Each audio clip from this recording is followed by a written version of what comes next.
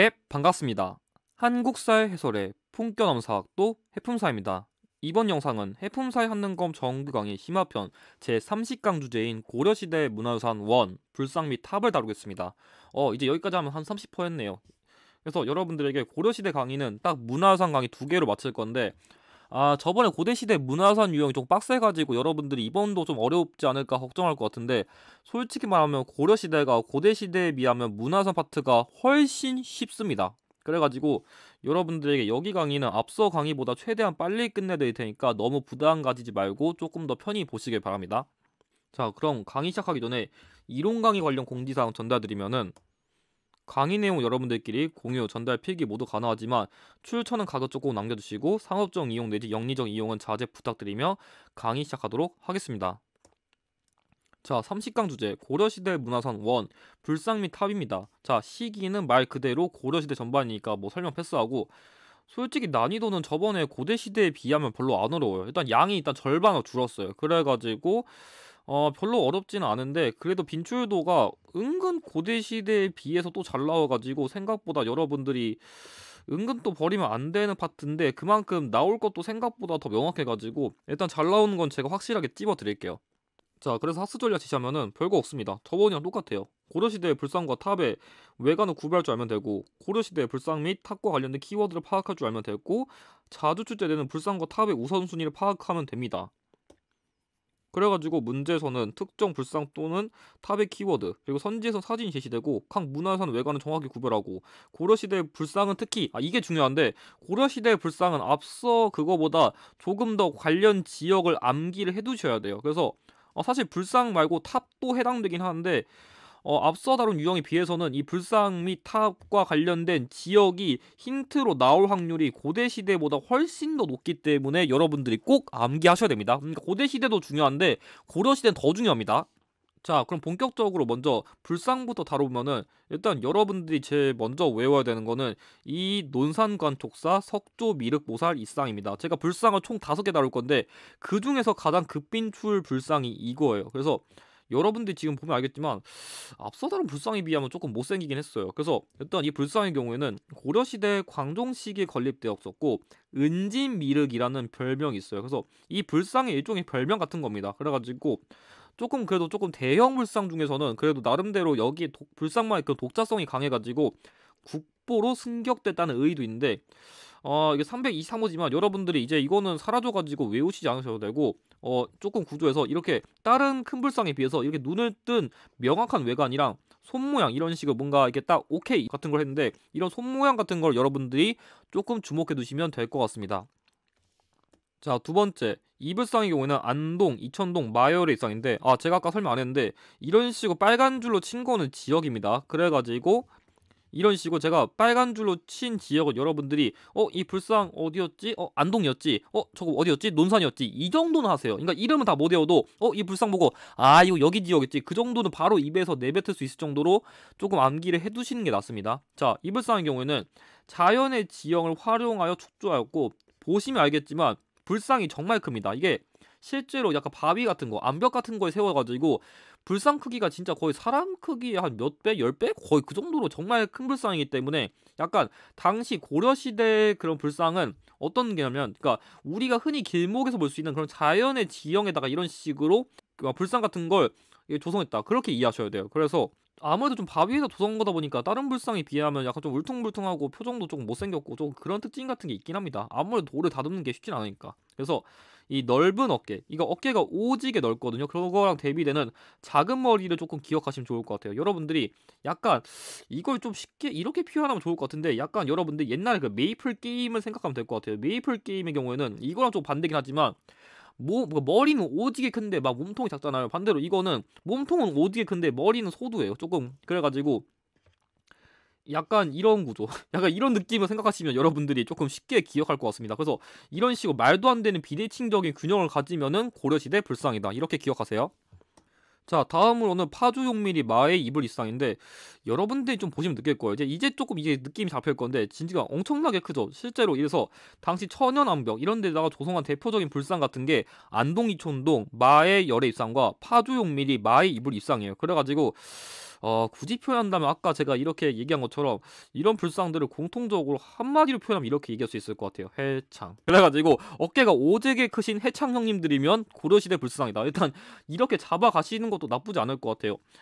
이거랑 관련된 역사적 사실로는 최근에 이런 키워드가 나온 적이 있어요. 이게 출제된 사례인데 뭐 세조입이 이게 나중에 조선시대 세조입니다. 그 조선시대 세조입이 정의왕후와 성종의 안녕, 그러니까 평안을 기원하는 발언문이 새겨졌다 해가지고 원래 이걸 갖다가 조선시대 불상이 아닐까라고도 추론하지만 이건 명확한 그거 아니기 때문에 그냥 이런 게 있다는 것만 참고하시고 여러분들은 아까 얘기했듯이 자 이거 논산, 이거 안동, 이거 파주 지역부터 확실하게 외우시는 공부법을 추천드립니다.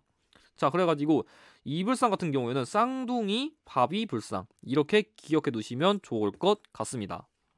자 다음으로는 영주 부석사 소조 열애 자상인데 일단 이 우측에 있는 불상이 그거거든요. 그래서 이거는 경상북도 영주에 있는 거예요. 경상북도 영주. 그래서 이 말 그대로 부석사 소조 열애 자상이니까 부석사 무량수전, 제가 다음 강의에서 다룰 부석사 무량수전이라는 대표적인 고려시대 주심포 양식의 건축물 내에 위치한 불상이 이거예요. 그래서 이 건축물을 내려면은 이 불상을 힌트로 언급할 수 있기 때문에 여러분들이 이 불상 같은 경우에는 조금 이름을 암기해두세요. 그래서 소조열의 자상을 보였다. 그러면 부석사 무량수전을 낸 겁니다. 그래가지고 이 불상 같은 경우에는 통일신라의 불상 양식을 계승했는데 조금 쉽게 설명드리기 위해서 자 여러분들이 잘 보시면 여기에 표정 같은 것도 이렇게 눈을 감고 이게 뭔가 근엄한 그런 거 되게 유사하고 이런 옷 매무새 되게 비슷하죠. 그래서 앉아있는 거, 옷 매무새, 표정 같은 거 이런 것들을 나름 계승해가지고 약간 좀 금가치게 만들었다. 그래서 나름대로 통일신라의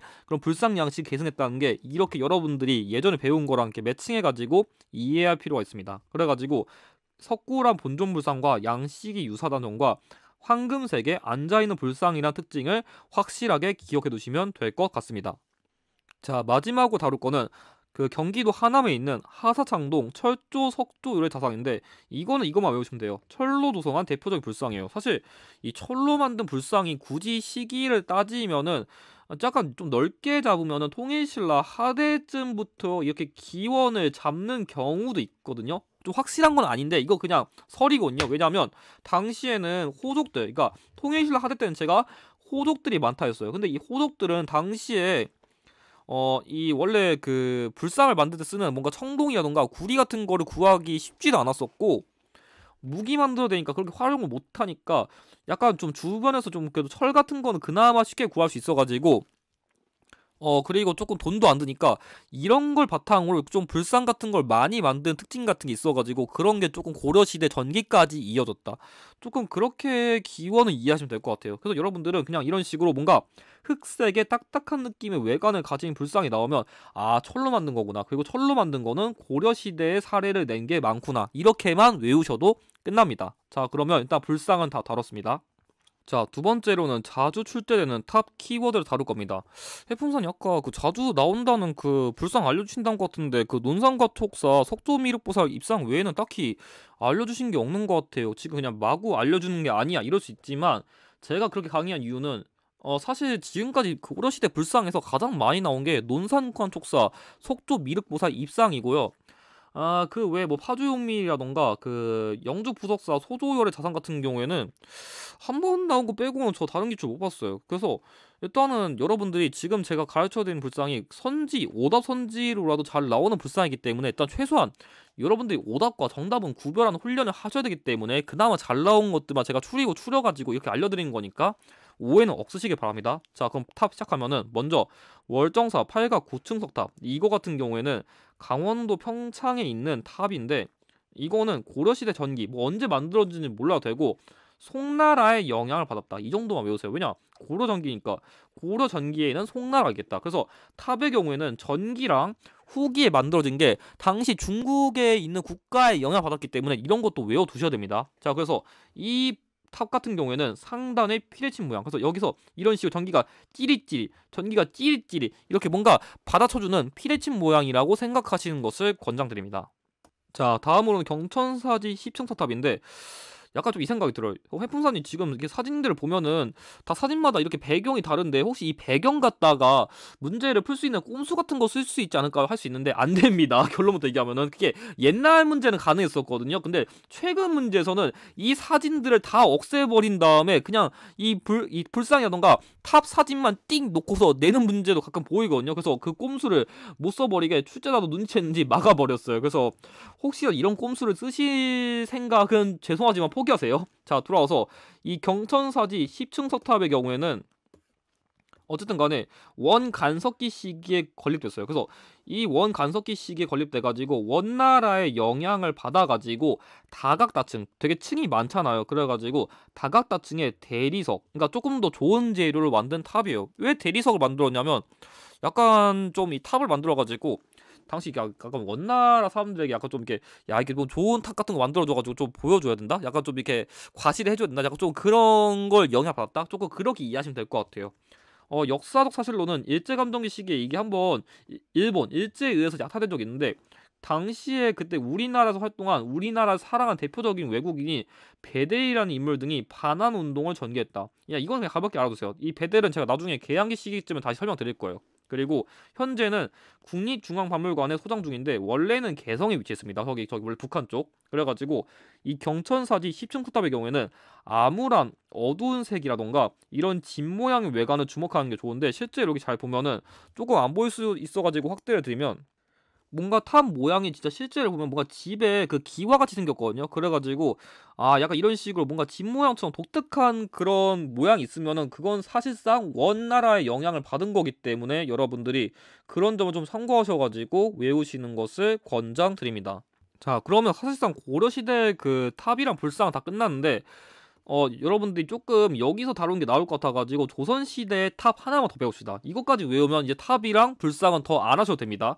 자, 그럼 하나만 더 합시다. 자, 원각사지 10충석탑인데 이거는 경천사지 10충석탑에 영향을 받았어요. 그래가지고 지금 보시면 알겠지만 그런 층이 많은 거라던가 이런 집 모양 외관 같은 게 되게 비슷해요. 그래서 경천사지 10충석탑에 영향을 받았다던가 반대로 이 경천사지 10충석탑은 원각사지 10층 석탑에게 영향을 주었다. 이런 게 키워드로 나올 수도 있고 똑같이 다각다층의 대리석 탑이고 현재 서울 종로에 위치했다. 그리고 여기다가 추가적으로 이 원각사지 10층 석탑의 경우에는 조선 세조 시기에 만들었다. 이것까지 외워두세요. 왜냐면 이 조선 세조가 좀 불교를 조금 신봉했거든요. 그래서 당시 이 세조 시기에 약간 좀 불교랑 관련된 문화상 같은 게 좀 만들어진 게 특징입니다.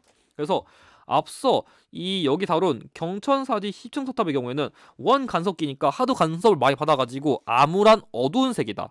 반대로 여기 있는 이 원각사지 10층 석탑의 경우에는 아직 조선이 만들어진 지 얼마 안 됐거든요. 이 세조 때쯤이면 아직 한 100년도 안 지났어요. 그래가지고 새로 건국한 조선의 그래도 좀 뉴페이스 같은 밝은 색을 했다. 그렇게 외우시고 이 집 모양의 외관 역시 기억해 두시면 됩니다. 그래서 경천사지 10층 석탑은 암울한 어두운 색, 원각사지 10층 석탑은 밝은 색. 그래가지고 둘의 순서를 외우기 위해서 동작구에 사시는 경원이, 내 친구 경원이, 조금 이렇게 한번 동작구에 사시는 경원이 조금 이런 식으로 내 친구 경원이 이렇게 한번 이름을 순서를 외워보시는 것도 권장드립니다.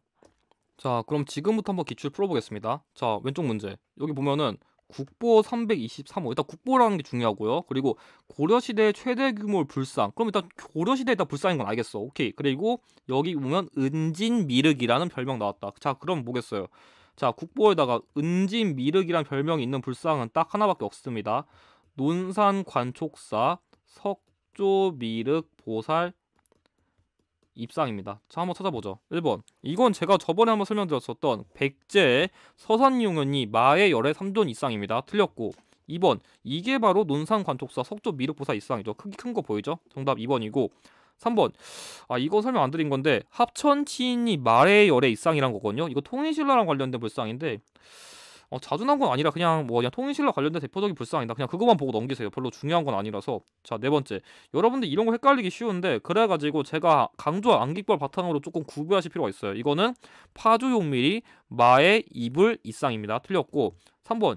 이거는 경주배돈 3존열의 입상. 뭐 그러니까 뭐 신라랑 관련된 거죠. 어쨌든 정답은 2번이고 우측 문제. 우측 문제는 조금 안 보일 수 있는데 여기 경기도 개성이란 말이 있고요. 그래서 일단 1348년쯤이면 아직은 원 간섭기고요. 그리고 당시에 일본에서 밀반출했다 이런 키워드 있고, 배대 등이 그런 반환운동 전개했다. 그리고 현재 국립중앙박물관으로 이전됐다. 그래가지고 이런 키워드를 보면 알 수 있는 게 뭐냐면, 여기 있는 거는 경천사지 10층 석탑입니다. 최근 기출은 이거보다 힌트 더 많이 주니까 좀 옛날 스타일이어가지고 그냥 이런 식으로 그냥 키워드 낸다구나 그런 것만 참고하시면 돼요. 자, 1번 이거는 백제 정림사지 5층 석탑이고, 자, 2번은 통일신라 불국산에 있는 다보탑, 3번은 발해 영광탑, 제가 유일한 발해 전탑 벽돌탑이라 했습니다. 자, 그래가지고 이것도 5층 같은 거, 이거는 뚫려 있는 거, 이거는 갈색 및 아래 문을 주목하라 했었고, 4번 이건 월정사 8각 9층 석탑, 제가 상단에 피레침 모양을 찌릿찌릿 주목하라 했습니다. 자, 틀렸고, 그래가지고 정답은 5번입니다. 그래서 제가 강조한 암기법이라던가 키워드를 다시 한번 복습하시길 바랍니다. 그럼 30강 강의 마치도록 하겠습니다. 이번 강에서 활용된 자료의 추천은 다음과 같고, 이번 강에서 활용된 기출의 추천은 다음과 같습니다. 그럼 강의 보신 냐 수고하셨고, 다음 강의는 고려시대 마지막 강의인 고려시대 문화유산 2 건축물에 대해 다루겠습니다. 영상의 내용이 도움이 되셨다면 좋아요와 구독을 부탁드립니다. 감사합니다.